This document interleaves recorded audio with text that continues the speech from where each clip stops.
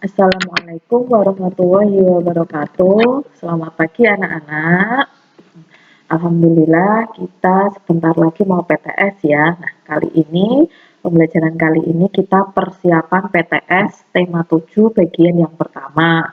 Tuh, karena nanti ada lagi ya. Eh, yang pertama tentang muatan PKN. Nah, di sini Bu Guru akan sedikit menjelaskan tentang keragaman agama yang ada di Indonesia dan tentang keragaman suku bangsa yang ada di Indonesia. Yang pertama tentang keragaman agama. Kita ketahui ya, agama di Indonesia yang diakui itu ada 6. Yang pertama Islam, tempat ibadahnya di masjid, kemudian kitab sucinya adalah Al-Quran. Kemudian ada Kristen dan Katolik, tempat ibadahnya di gereja, kemudian kitab sucinya Injil, sama ya Kristen dan Katolik. Kemudian ada Hindu, tempat ibadahnya di pura, kitab sucinya adalah Weda. Kemudian kalau Buddha itu tempat ibadahnya di wihara, kemudian kitab sucinya adalah Tripitaka. Kemudian yang keenam, Konghucu, biasanya mereka ibadah di kelenteng, itu kitab sucinya adalah Sisu Wujing.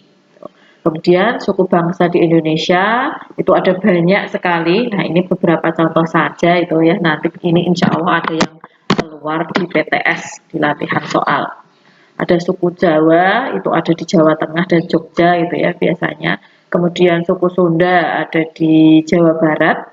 Ada suku Betawi di Jakarta, kemudian ada juga suku Gayo di Aceh, dan masih ada banyak lagi suku yang ada di Indonesia. Yang selanjutnya tentang muatan bahasa Indonesia.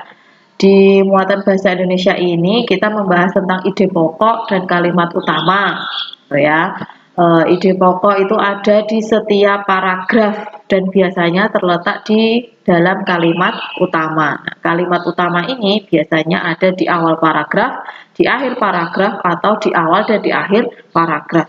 Nah, untuk bisa menemukan ide pokok atau kalimat utamanya, kamu harus bisa memahami bacaannya dengan cara membacanya berulang-ulang gitu ya, dipahami, dilihat, oh ternyata baru seperti itu. Tuh. Atau bisa juga di muatan bahasa Indonesia ini menjawab pertanyaan berdasarkan isi dari bacaan gitu ya. Nah, selanjutnya muatan IPA. Nah, di sini kita belajar tentang gaya ya. Gaya itu ada macam-macam berdasarkan jenisnya, ada gaya otot, gaya listrik, gaya magnet, gaya gravitasi, ada lagi gaya yang lainnya itu ya. Gaya otot itu berhubungan dengan otot. Kemudian kalau gaya listrik itu berhubungan dengan listrik tentunya itu ya. Kemudian ada gaya magnet itu ya.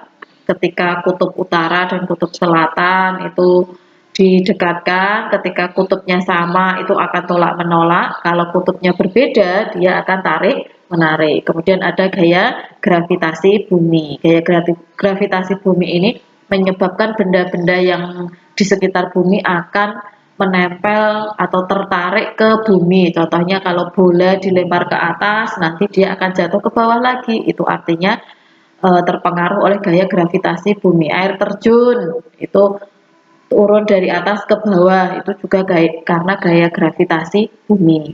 Kemudian ini ada macam-macam gaya berdasarkan bentuknya. Itu ada gaya dorong dan gaya tarik ya.